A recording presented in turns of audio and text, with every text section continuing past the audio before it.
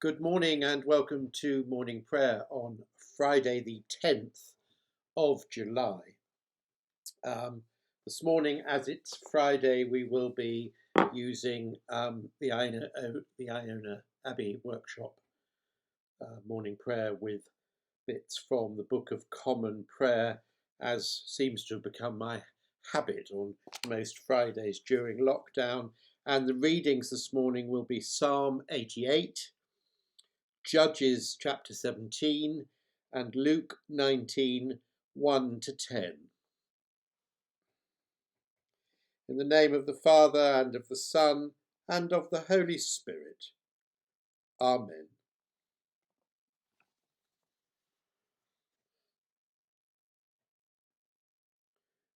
May we be wakeful at sunrise to begin a new day for you, cheerful at sunset for having done our work for you, thankful at moonrise and under star shine for the beauty of your universe. And may we add from what you have given each of us to add to your great world. Amen. The world belongs to God, the earth and all its people.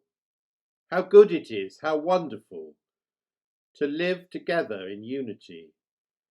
Love and faith come together. Justice and peace join hands. If Christ's disciples keep silent, these stones would shout aloud. O Lord, open our lips, and our mouth shall proclaim your praise.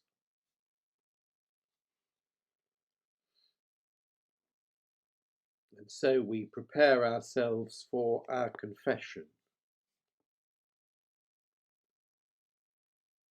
Holy God, maker of all, have mercy on us. Jesus Christ, servant of the poor, have mercy on us.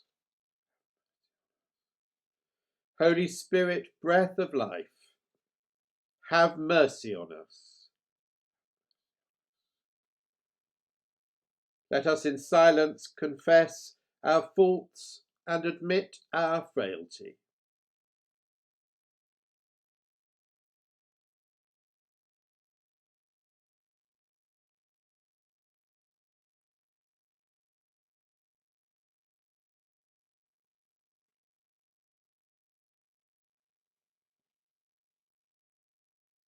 Before God, with the people of God, we confess to our brokenness in the ways we wound our lives, the lives of others, and the life of the world. May God forgive us, Christ renew us, and the Spirit enable us to grow in love. Amen.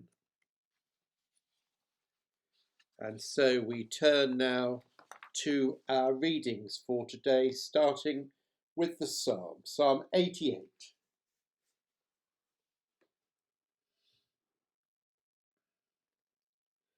O Lord, God of my salvation, when at night I cry out in your presence, let my prayer come before you.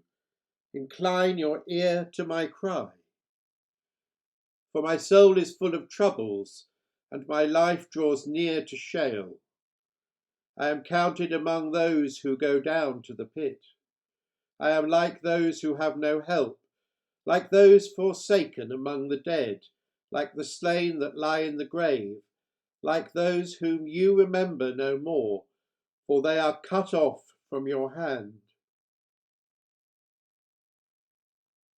You have put me in the depths of the pit, in the regions dark and deep. Your wrath lies heavily upon me, and you overwhelm me with all your waves. You have caused my companions to shun me. You have made me to think a thing of horror to them. I am shut in so I cannot escape. My eyes grow dim through sorrow. Every day I call on you, O Lord. I spread out my hands to you. Do you work wonders for the dead? Do the shades raise up to praise you? Is your steadfast love declared in the grave, or your faithfulness in Abaddon? Are your wonders known in the darkness, or your saving help in the land of forgetfulness? But I, O Lord, cry out to you. In the morning my prayer comes before you. O Lord, why do you cast me off? Why do you hide your face from me? Wretched and close to death from my youth up, I suffer your terrors. I am desperate. Your wrath has swept over me. Your dread assaults destroy me. They surround me like a flood all day long. From all sides they close in on me. You have caused friends and neighbour to shun me. My companions are in darkness. Glory be to the Father, and to the Son, and to the Holy Spirit, as it was in the beginning, is now, and shall be for ever. Amen. And after that rather dark psalm, let's see what the book of Judges has for us today when we read chapter 17, Micah and the Levite.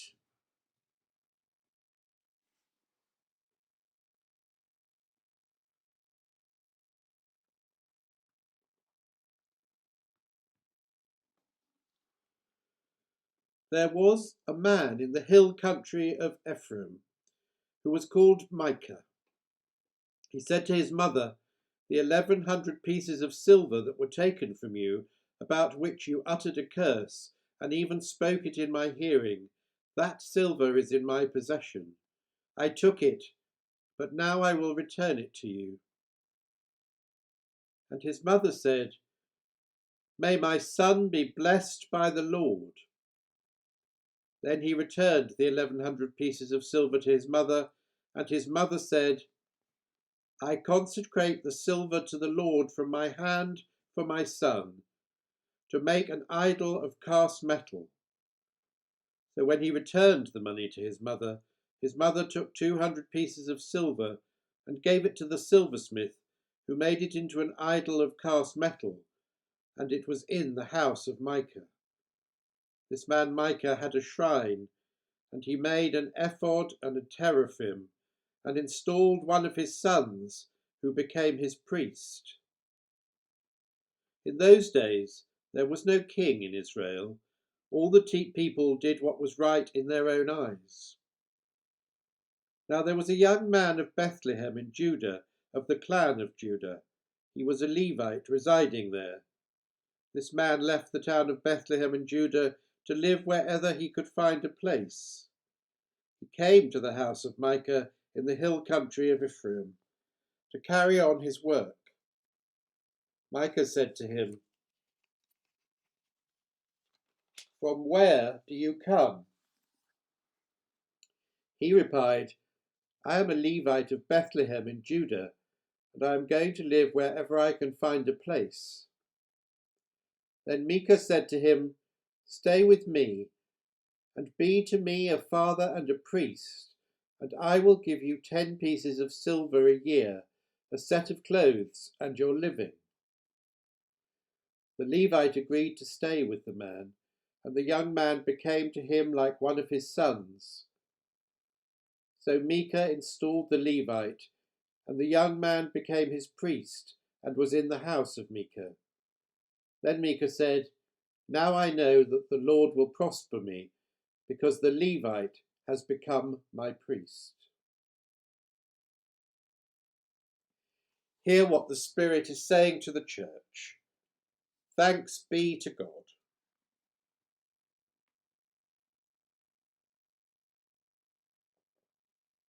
And now we turn to our New Testament reading, which, as we continue through the Gospel according to St. Luke, we are now at the beginning of chapter 19.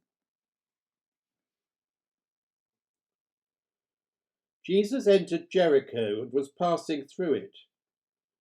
A man there was named Zacchaeus. He was a chief tax collector and was rich. He was trying to see who Jesus was, but on account of the crowd he could not, because he was short in stature. So he ran ahead and climbed a sycamore tree to see him, because he was going to pass that way. When Jesus came to the place, he looked up and said to him, "Zacchaeus, hurry and come down, for I must stay at your house today." So he hurried down and was happy to welcome him. All who saw it began to grumble and said, "He has gone to be the guest of one who is a sinner." Zacchaeus stood there and said to the Lord, "Look, half of my possessions, Lord, I will give to the poor, and if I have defrauded anyone of anything, I will pay back 4 times as much." Then Jesus said to him, "Today salvation has come to this house, because he too is a son of Abraham. For the Son of Man came to seek out and to save the lost." This is the word of the Lord. Thanks be to God.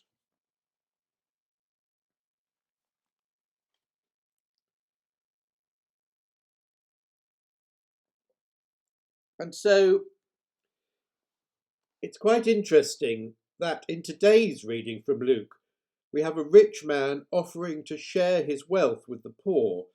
And this is in contrast to the story of the rich man that we had on Wednesday from chapter 18 of Luke, when Jesus finds the pious and faithful man who has done everything he should, but when asked by Jesus to give up his wealth, he becomes sad.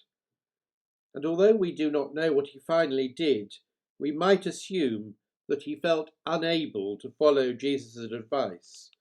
And then we get to that very famous line from Jesus, "It is easier for a camel to go through the eye of a needle than for someone who is rich to enter the kingdom of heaven." A sentence that many of us who have the comforts of a Western lifestyle find uncomfortable every time we hear it. But just 20 or so verses later, we have a story which is almost the reverse. And as I'm always saying, it's just when Jesus turns everything on its head that he is making his most important points.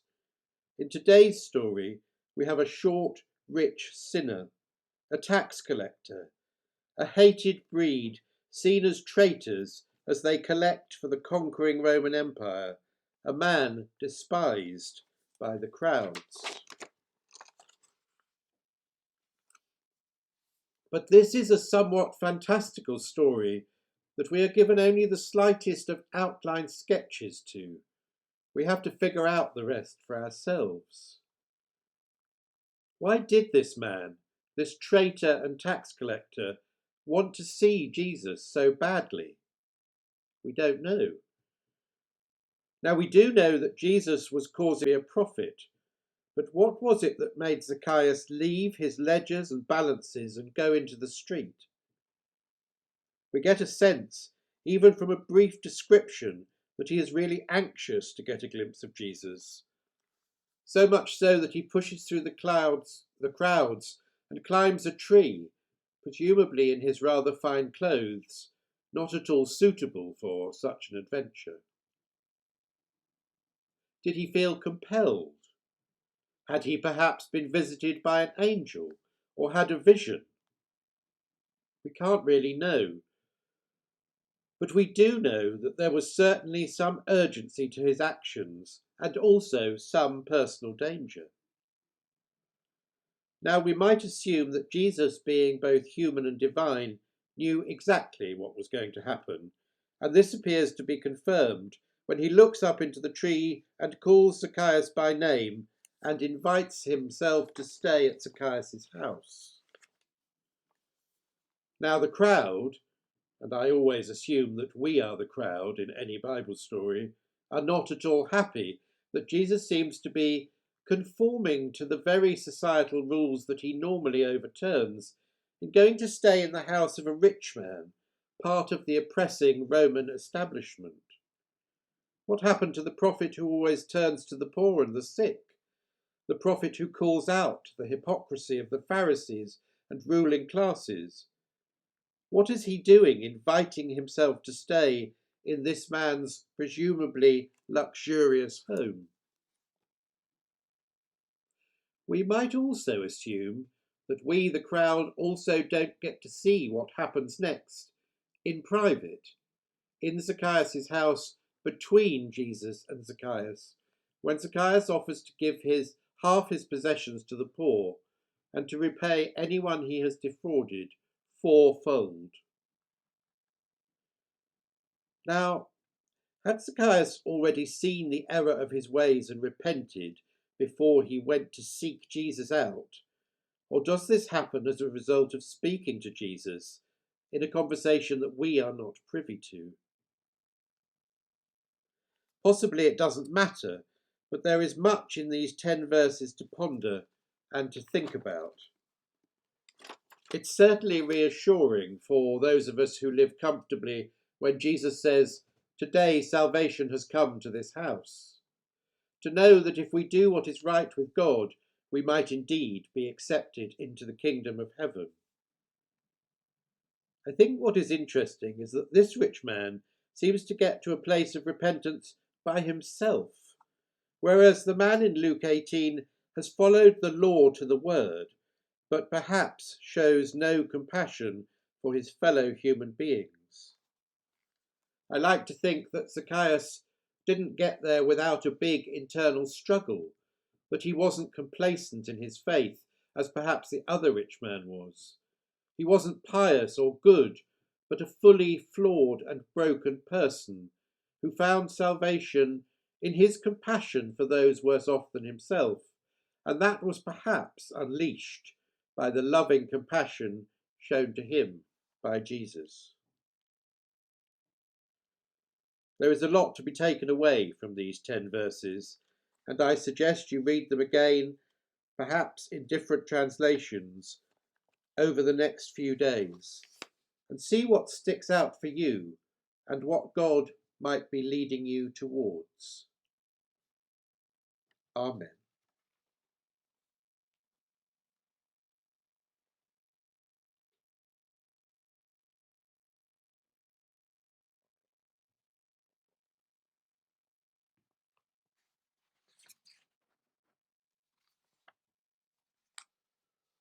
And so we turn to our time of prayer.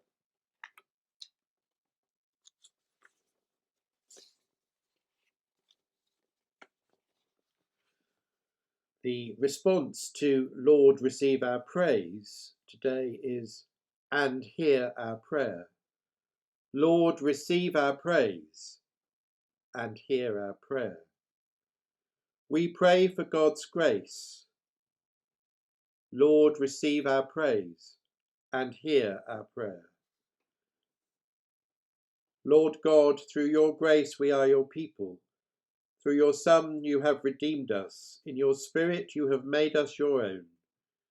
We pray for the Church in Wales, for Bangor Diocese, for the ministry area of Bro Eifionydd, and for all the people in it. Make our hearts respond to your love. Lord, receive our praise and hear our prayer. We pray for our troubled world in this time of pandemic.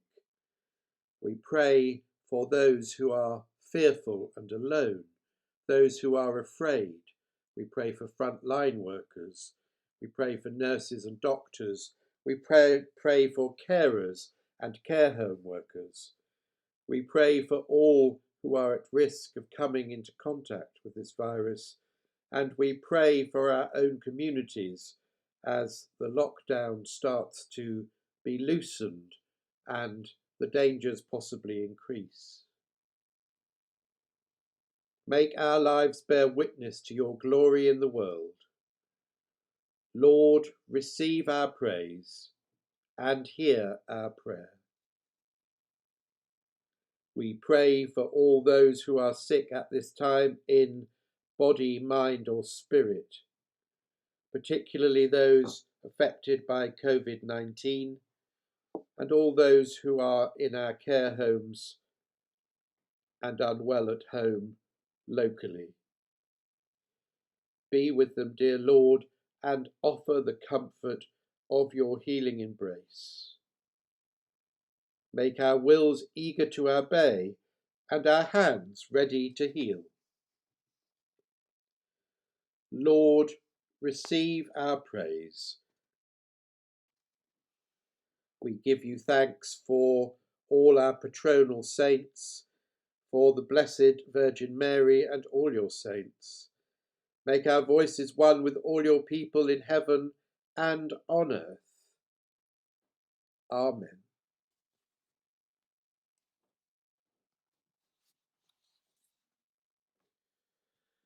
And so we join together our prayers and the prayers in our hearts. Let us pray with confidence as our Saviour has taught us. Our Father, who art in heaven, hallowed be thy name. Thy kingdom come, thy will be done, on earth as it is in heaven. Give us this day our daily bread, and forgive us our trespasses, as we forgive those who trespass against us. And lead us not into temptation, but deliver us from evil. For thine is the kingdom, the power, and the glory, for ever and ever. Amen.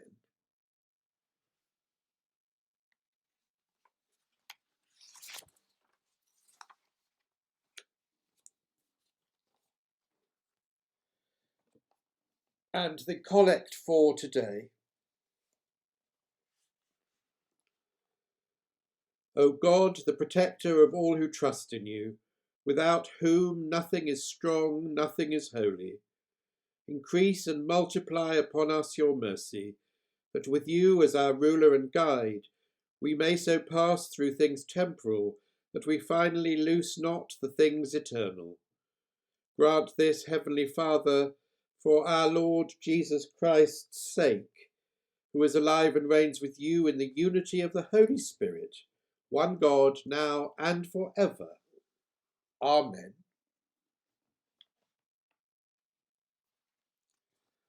And our closing prayer. This is the day that God has made. We will rejoice and be glad in it. We will not offer to God offerings that cost us nothing. Go in peace to love and serve. We will seek peace and pursue it. In the name of the Trinity of love, God in community, holy and one. Amen. And the grace of our Lord Jesus Christ, and the love of God, and the fellowship of the Holy Spirit, be with us all, evermore.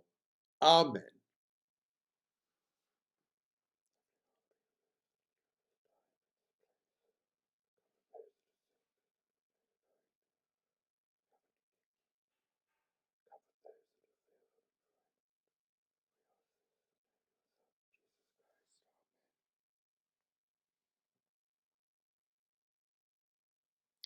Go in peace to love and serve the Lord, in the name of Christ. Amen. God bless and stay safe.